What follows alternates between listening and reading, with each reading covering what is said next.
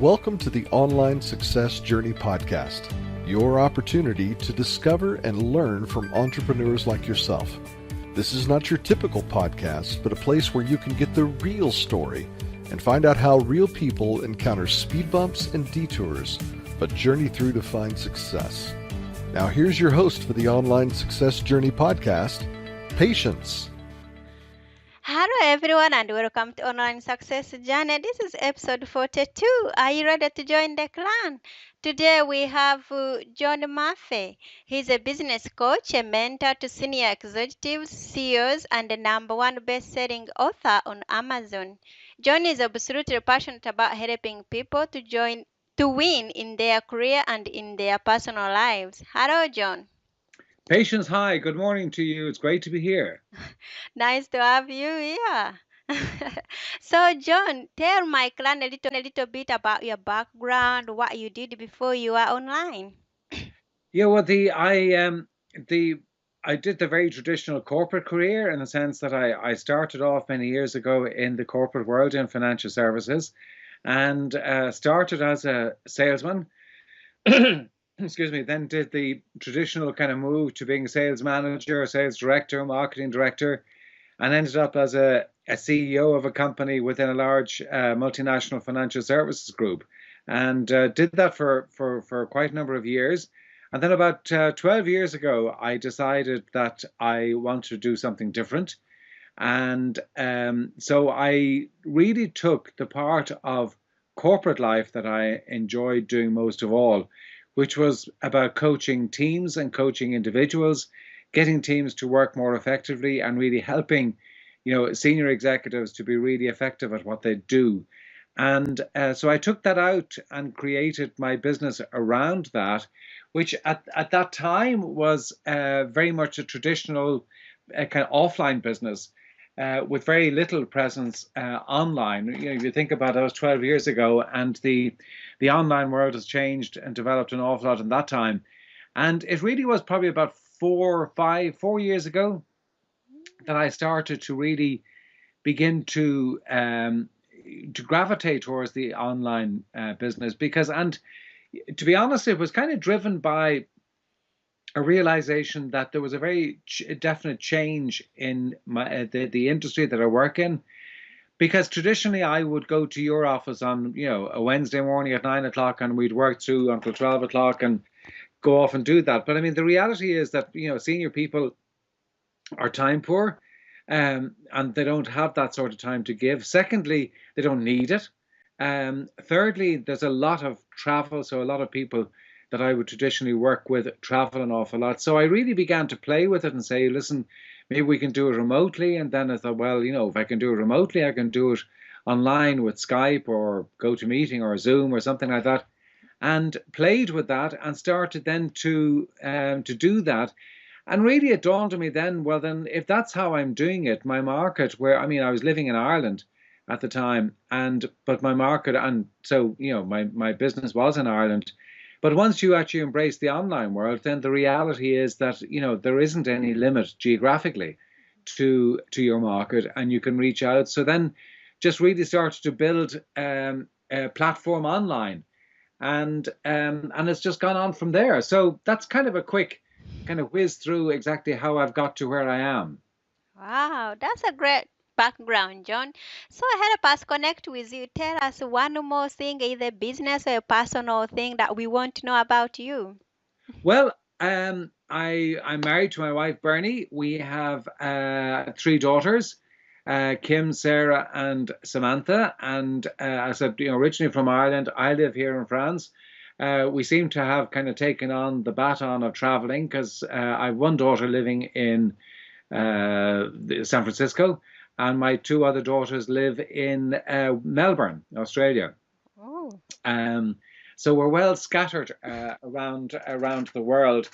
And I suppose, to be honest, that's kind of come from, I can only blame myself for that, because to a large extent, my philosophy was always with the kids growing up was that, there's a great big world out there for them to explore and experience. And, they took me at my word, and they've gone and done that. So to a large extent, while in many ways and many times you would like than to be closer. I've nobody to blame but myself, because they did what I told them in that space. Probably the only space they did do anything I told them to, but certainly did it in that space. And so they're off doing that. So yeah, that's a bit my background. And I say we live here in the south of France in a small little village, 220 people, and I run my business from here. Wow. Yeah, I'm glad they are enjoying themselves and took on your advice. So Yeah, next time, be careful. absolutely. Be careful what you wish for. Yes, okay. So now you are there. You've been in business for the last. You've been online for the last 4 to 5 years. Now you are successful. Did you have any setbacks, any failures while starting up your online business? Well, yeah, I mean, to be honest with you, it was very much trial and error. And I mean, I think that the great thing about the online world is that it's so vast and so big and so many opportunities.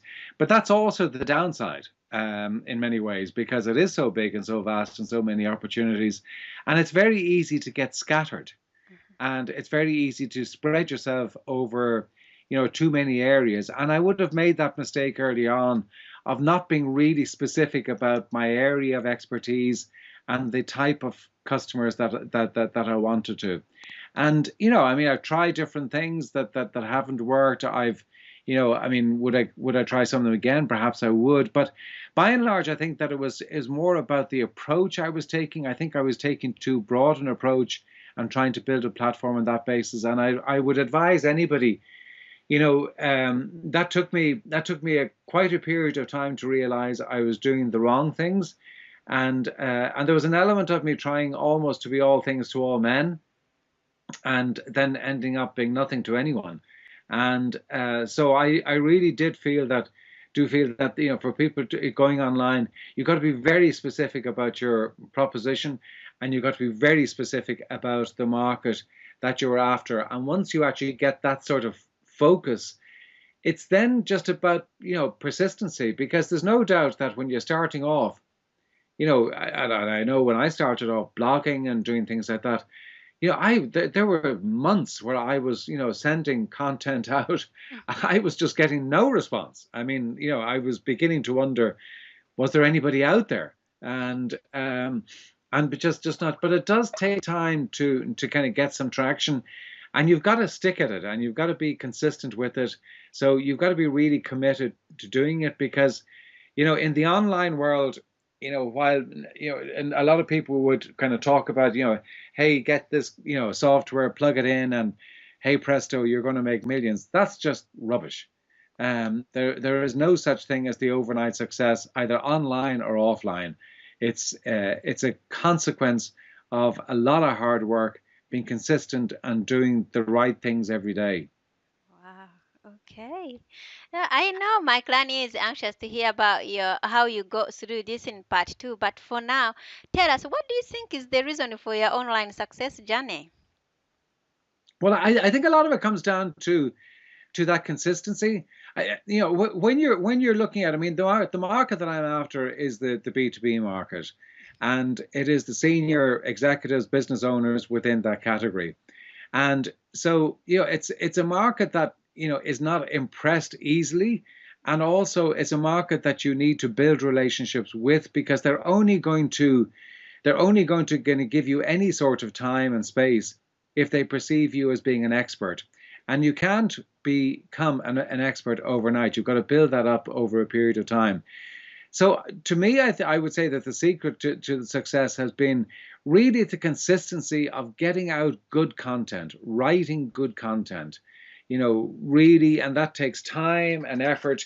But, you've got to put out quality content, be that blogs, podcasts, and videos, and I do all three.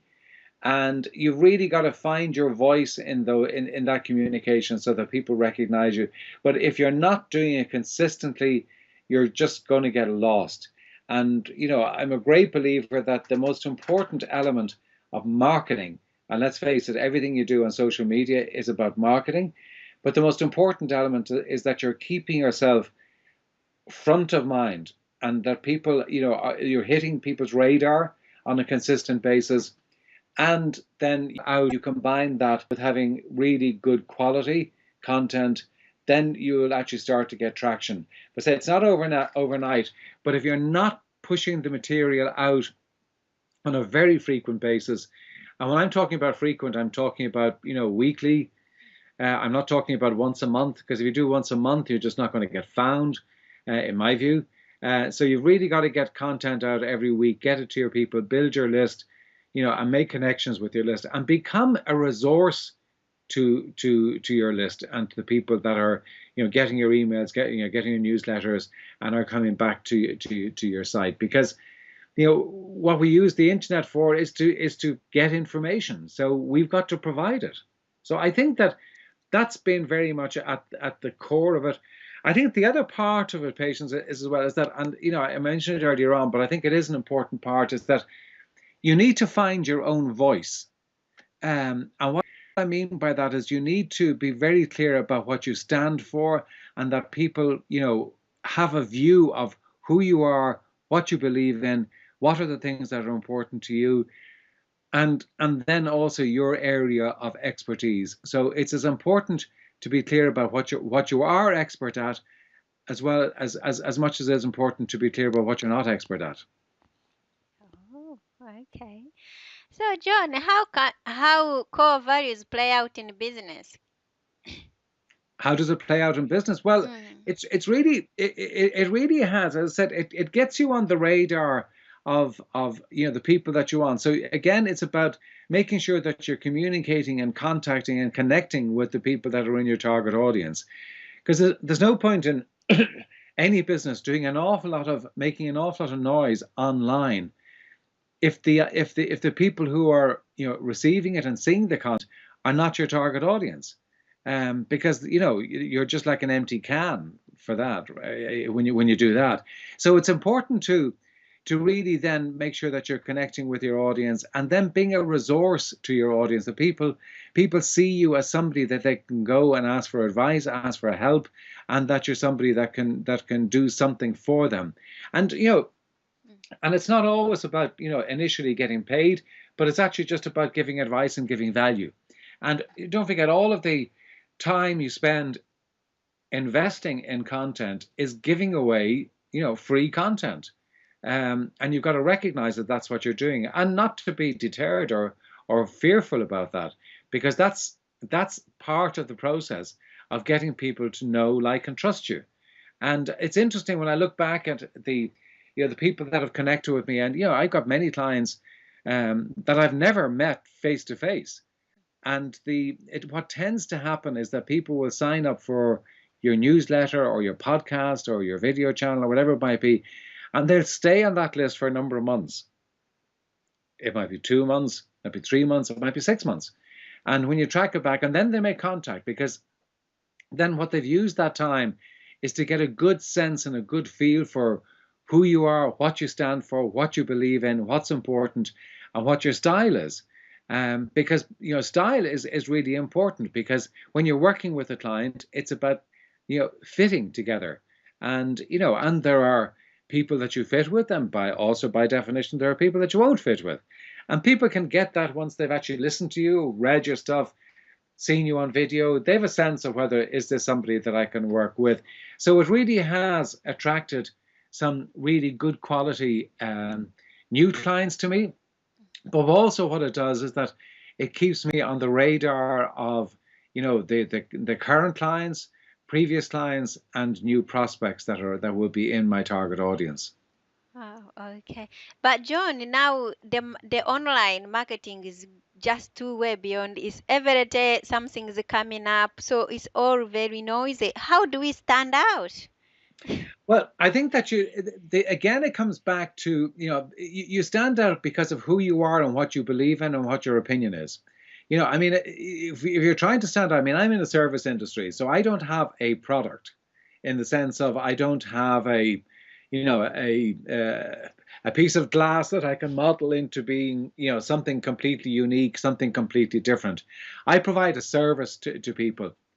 So the differentiating factor is that People can see that you are the right person for them, and that they can identify that you are the person that is going to, serve them and help them to solve a problem that they have. So that does come back to being really clear about the target market you're after, and then the service, the niche service that you provide to that target market. And it's got to be really specific and really, really clear, so that people, when they hit your website, or they read your blog, or they listen to your podcast, or see your video, it's really clear to them, is this somebody that is going to help me? Is this somebody that will suit me? And that's what you've got to do. And that's what differentiates you. Because, okay, I can talk about, I've got X amount of experience in the corporate world, and I've got X amount of experience of working with different industries and in different parts of the world and all of that sort of stuff. And yes, that adds some credibility. But at the end of the day, people want to work with you because they feel comfortable working with you, and you have the knowledge and the expertise to deliver that. So, you've got to use everything you can. I think it's interesting when you look at, I've been doing a podcast for a couple of years, and the podcast, the impact of podcast kind of waned a bit for a period, but it is now back again and very, very strong. So it's a very powerful way of communicating with your wider audience, and all of that is about just getting you front of mind. But I do keep on coming back, Patience, when I say, the first thing you've got to be really clear about is your target market, your ideal client, and be really able to describe that ideal client to the nth degree. And then be really clear about the proposition that you bring there. What's the specific, clear proposition that you bring to that companies, and you know this from your own work. You often hear companies, I know of a company that sells cosmetics, and a very big one, and they have their avatar, they've given their avatar a name. So, she has a name, they talk about, she knows exactly her age, where she lives, the sort of, family she has, what her interests are, what her hobbies are, how she dresses, everything. They have it down to an absolute amazing amount of detail. And the reason they do that is so everything they do is kind of, would this, avatar, whether they call it, Patience, or they call it Mary, or whatever they call it, but is this something that this avatar would buy? Is this something that Mary would buy from us? And if it isn't, they go about changing it. So and that's the sort of how specific you need to be. And in my experience working with many clients, they're not that specific, which means they're a bit spread all over the place. And if you try and spread yourself all over the place online, you will just make impact with nobody. And so you really need to come back to that. And that's the way that you're going to get heard, is really clear about who you're after, really clear about your proposition, and then just kind of really being consistent in terms of quality content to make sure that you've got visibility. And then it's about using your social media and all the platforms that go with it, and keeping abreast of how that is working. And of course, other things you can do is do Facebook ads and LinkedIn ads, or whatever else it might be, if you want to take it to that level. But first, start with the basics and get that right, because if you don't have that foundation right, you're going to waste an awful lot of time and money. Okay. John, so where do we find your program called Pit Stop?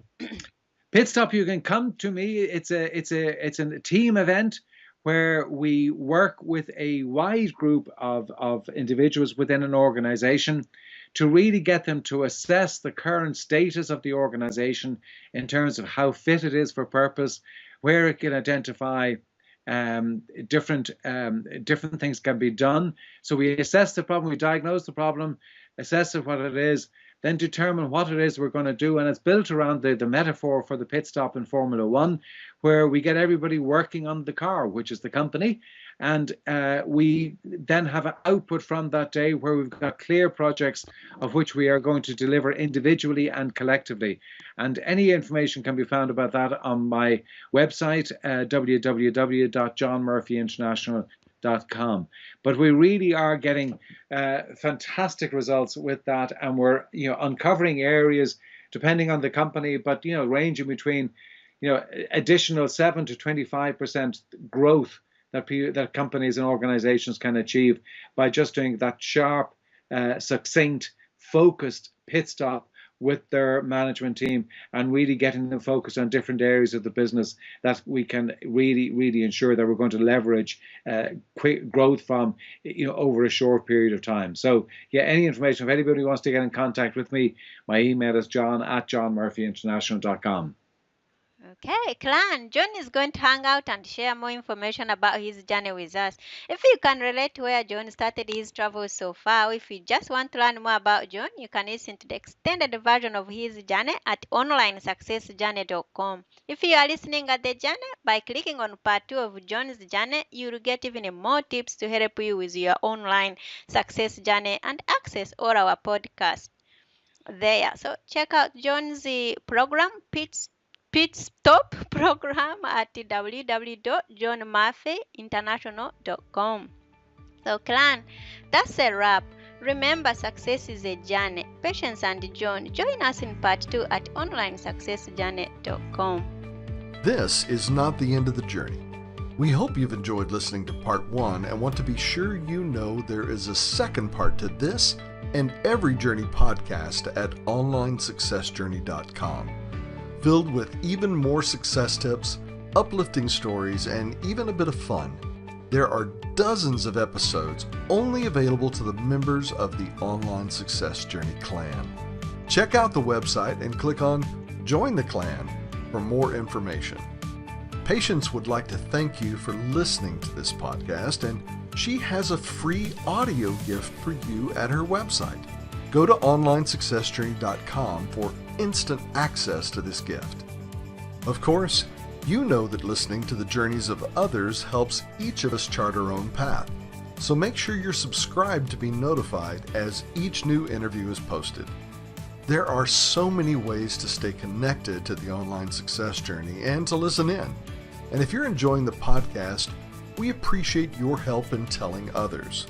One of the best ways to share the benefit you get is to rate and review it at Stitcher and other sites by clicking the stars or completing the ratings form, by clicking thumbs up and leaving a comment on YouTube, or liking and sharing the podcast on social media.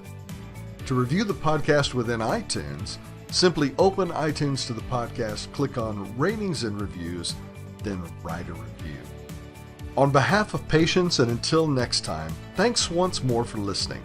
It is our hope that this podcast will guide you on your own online success journey.